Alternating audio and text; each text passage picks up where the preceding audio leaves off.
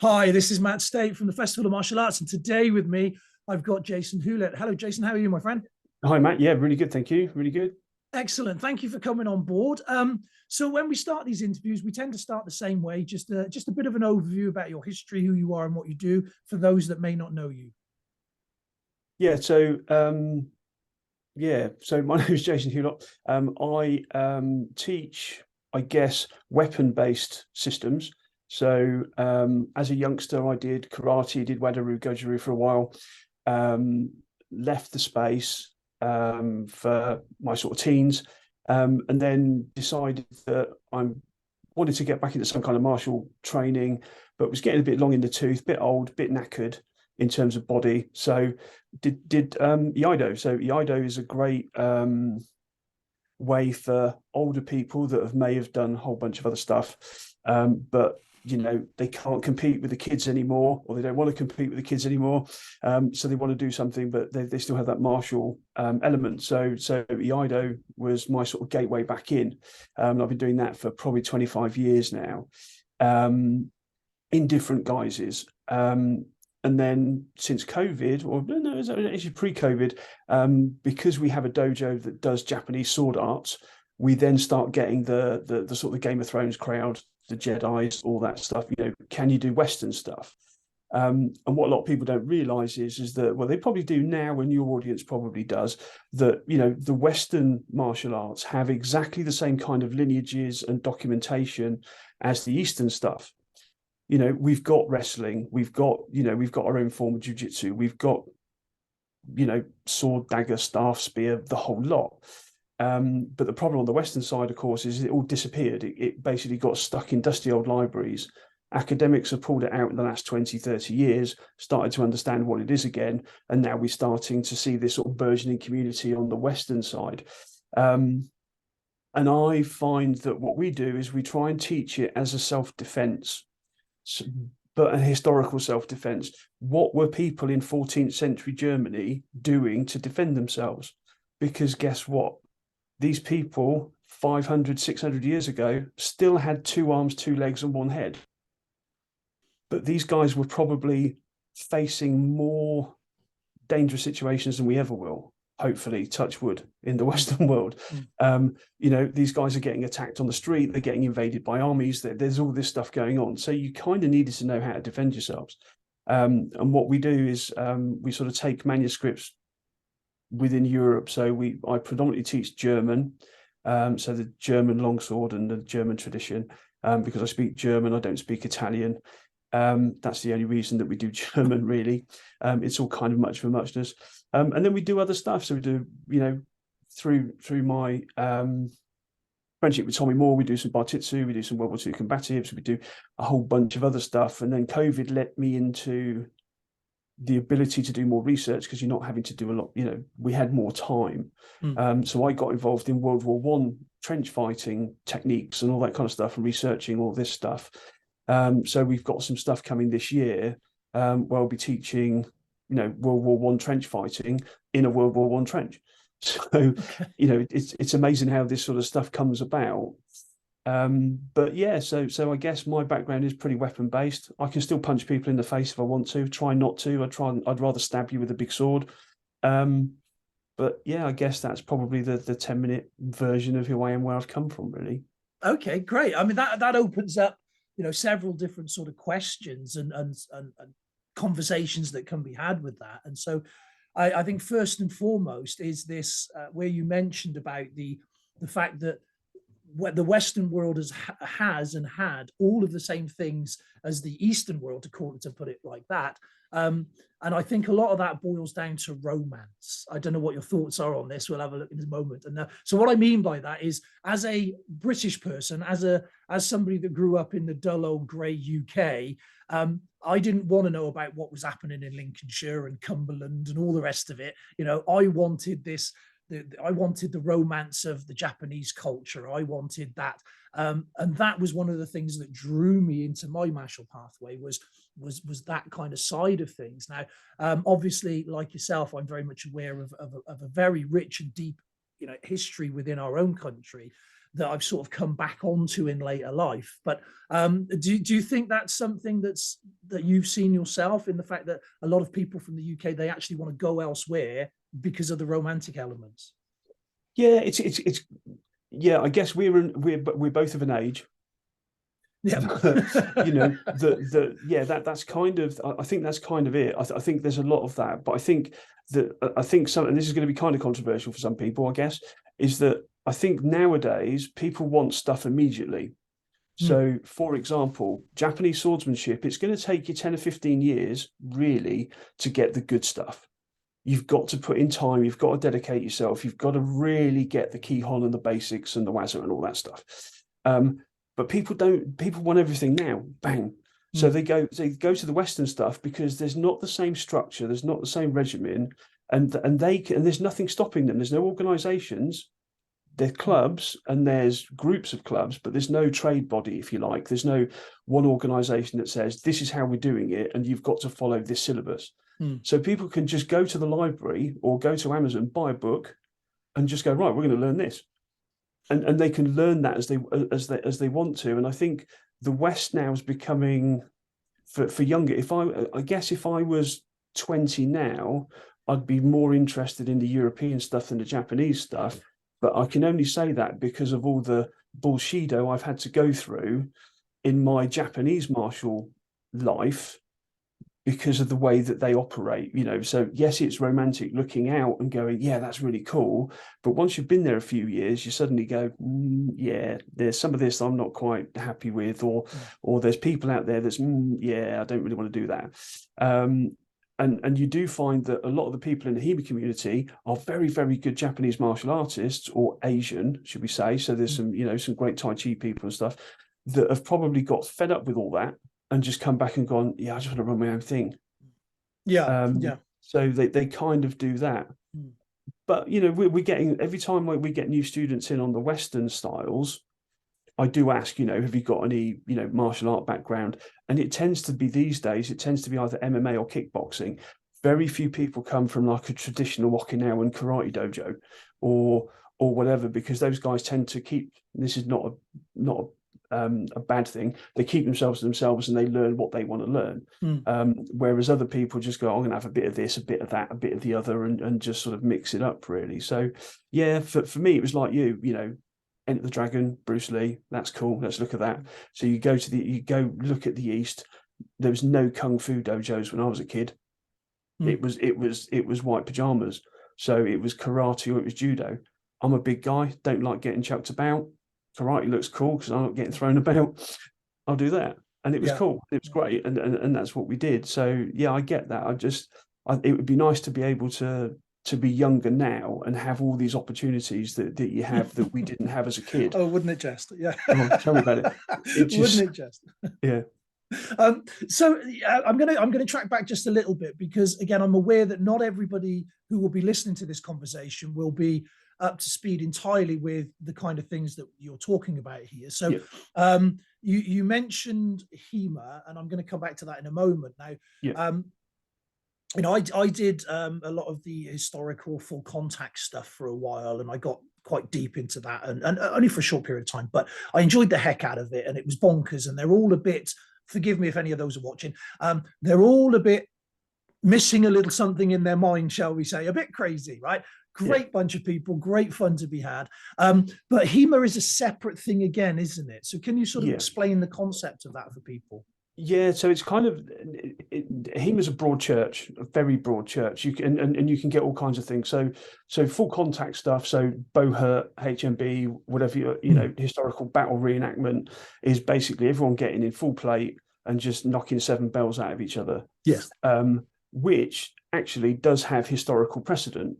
So you do have, you know, we have historical documentation about events in France and in that, like the Battle of the 30 and all this stuff. So they've got historical precedent. It's not that someone's just made this up. It is there, but when you look at it, you go, "Oh, that's a bit mental." But so that's kind of that side, and then you've got, I guess, you've got the more traditional. So what we teach is unarmed. It is sort of unarmored. So this is civilian style fighting. This isn't military combat. You know, I can't teach students what it's like to stand in front of 500 archers, or you're about to be attacked by cavalry. It doesn't make sense to me. So what we do is it's basically unarmed civilian combat. I have to be able to defend myself if I'm walking down the street, that kind of stuff. So you've got that kind of thing, and then you've got HEMA is also a sport. So you've got people that will try and use historical techniques in a sporting context. So in protective gear, and it's point scoring and it's technique scoring and that kind of thing. So it's kind of, for people who don't understand the HEMA but understand the Japanese side of things, it's the difference between Kenjutsu and Kendo. So Kendo is very sport orientated. It's point scoring. They're the ones with the grills on their face and the big turly hats, and they're just bashing each other on the head, which looks ridiculous for some people, but it's kind of a cool thing to do. So that's very sport orientated. They've taken all the lethality out of it. It's a sport. So whereas with the Bohurt and the stuff you've done, they've basically, what they've done is they've said it's a free for all, pretty much. You can do anything that you want, but we're going to give you blunted weapons, and it's just, you know, it's a bit of a ding dong. So it's kind of really wide in terms of what you can do. We pick a little spot of it because I don't like the sport element of it, because it teaches you the wrong message sometimes. Because you feel protected in this clothing, you start to close ranges and do things that are completely stupid that you wouldn't do if you didn't have that protective gear on, if that makes sense. Oh, that's interesting. Yeah, because that directly aligns with whatever form of combat you're talking about. The same principle, you know. So if you train specifically for a ring or a cage, you will do things in that setting that would be a really ridiculous thing to do in the outside arena, and vice versa. And that's that goes back to the environment you're training for, doesn't it? So yeah. The next question on that then, because, and again, this is something that I want to just have a quick touch on, because I can imagine people listening to this and having quite a strong opinion on it. You mentioned earlier on about, you talk about it from a self-defense angle, and you're saying that people in the 14th, 15th century, they would face a lot more danger than we face in our daily lives, and it's relevant today. Yeah. And so you've got the camp of the self-defense camp that says, oh, well, anything historical is no longer relevant. And so I'm interested in your take on that. Yeah, I mean, it's interesting because nothing's original. There's nothing unique in the world anymore. We've got 2 arms, 2 legs. We've all got 1 head, and if I can control your head, I can control your body. If I turn your head, I can control your body. If I punch you in your stomach, your head's going forward. If I punch you in the head, your head's going backwards. If I put the front of your head over the back of your ass, you're on the floor. These are universal laws of physics. It doesn't matter where you are or what part of history you're from.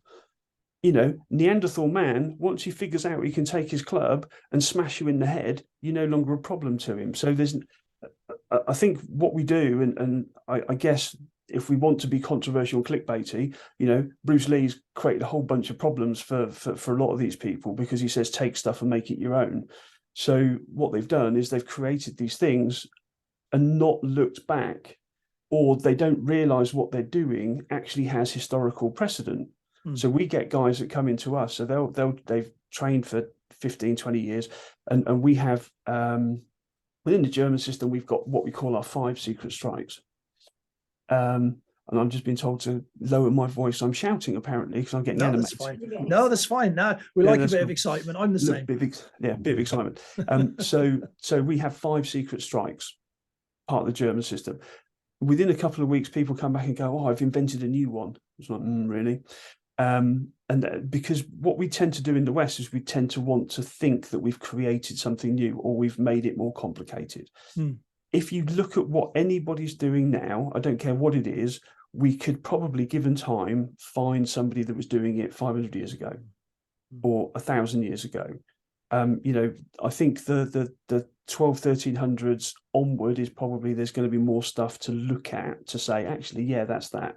But yeah, you know, jiu-jitsu, some of the jiu-jitsu that I've seen and the people show that you will get at 6th, 7th, 8th Dan, we've got in our German systems that they teach you from day one. Because what people don't realize is that we didn't, in those days, you didn't have the luxury to train and study hundreds of techniques. I want to show you 5 or 6 that get the job done. Yeah. And that's kind of the thing, that's the precepts of CRAV. CRAV is all about being able to deliver gross motor skills and techniques that you can just switch on and just destroy whatever you need to destroy and move on.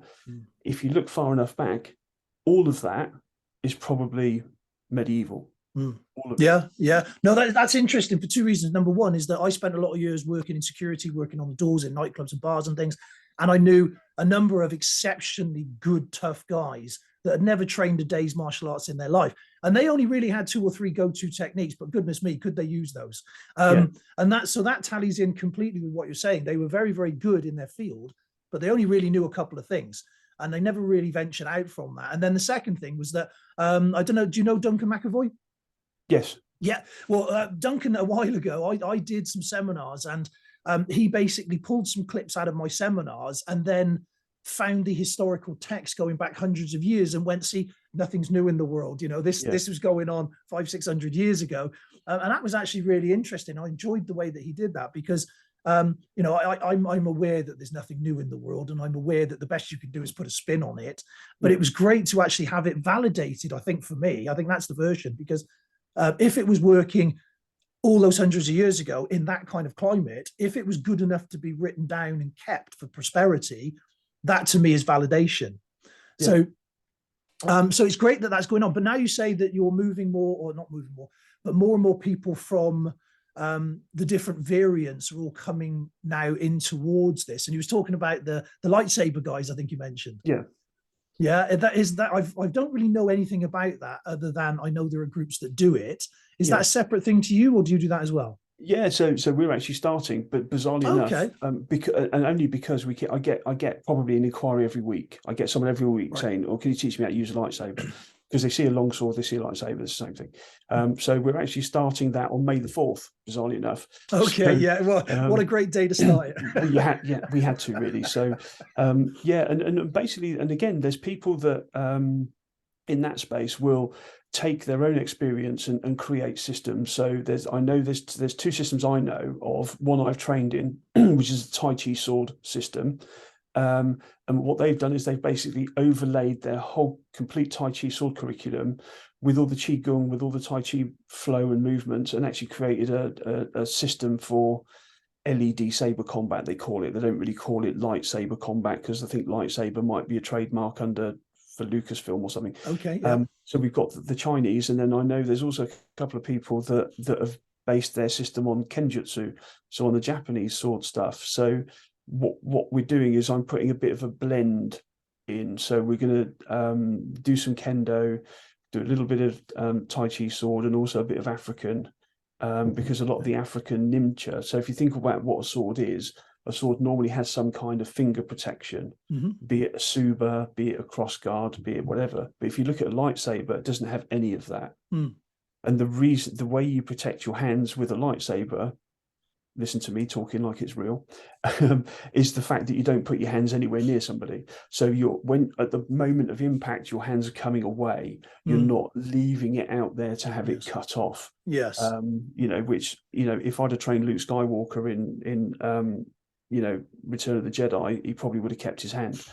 Wouldn't have made such a good story, though, would it? It kind of wouldn't. But then again, it's sort of one of those things. So we're starting a little bit of that just to see what demand's like, because a lot of this stuff we tend to find is a gateway. So people come in from battle reenactment, or they come in from living history, or they're history nerds, or they like Game of Thrones or House of the Dragon. They come in, and then we expose them to a whole bunch of different things. They go, "Oh, you really like this? Is really cool." And that's what it's about for me. It's about getting people interested, and I sneak in a whole bunch of stuff that they don't know. So I sneak in some self-defense. So I teach them tempo, time, and distance, which then means you're able to move, get out of the way, that kind of stuff. We look at precursors. So I'm showing people how to be non-telegraphic with movement, or how to identify telegraphic movement so you can react. We're doing all this kind of stuff, but we're not telling them we're doing that. We're not, we're just sort of, we get people used to stepping into a steel bar, in effect. I get people to swing steel bars at you, and I get you to step in. kind of a weird thing for a lot of people to understand. Most people want to turn and run. You say, no, just step in, use your steel bar and just do this. So it's, you know, it's kind of great. But yeah, I think the lightsaber stuff's going to be good. Everyone said, oh, you're going for kids and everything else. I published the workshop yesterday. We've had 5 people book and they're all adults. Yeah.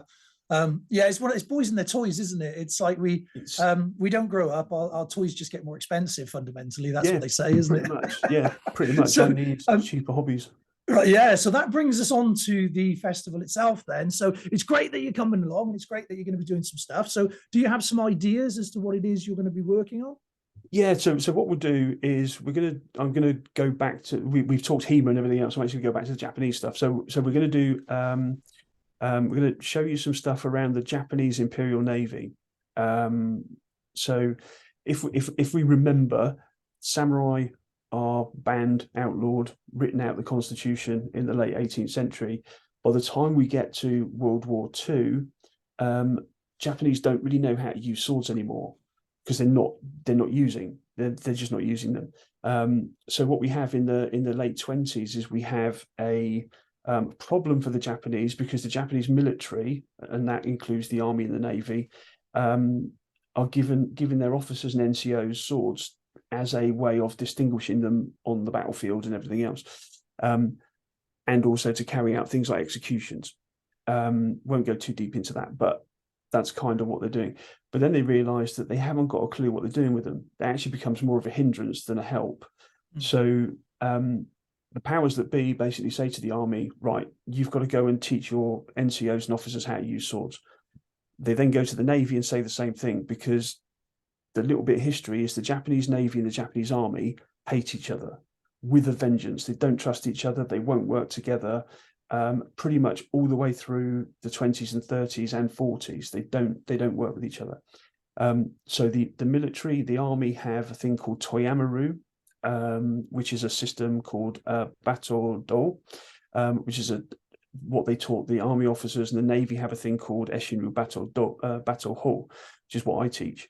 It's a small set, 12 waza, 6 paired techniques, and some cutting drills. So it's very small. It can be trained in a weekend. Doesn't mean you're going to be any good at it, but you can learn it in a weekend. And that's kind of what I like to take into places like this, is because if you've got a traditional martial artist or a traditional dojo that wants some kind of weapon training, but they don't want the full curriculum, I can bring in a 600 technique curriculum. It's going to take you years. But you might just say, actually, we want to do sword on a Friday night or once a month or whatever, just to because I think sword does inform everything else.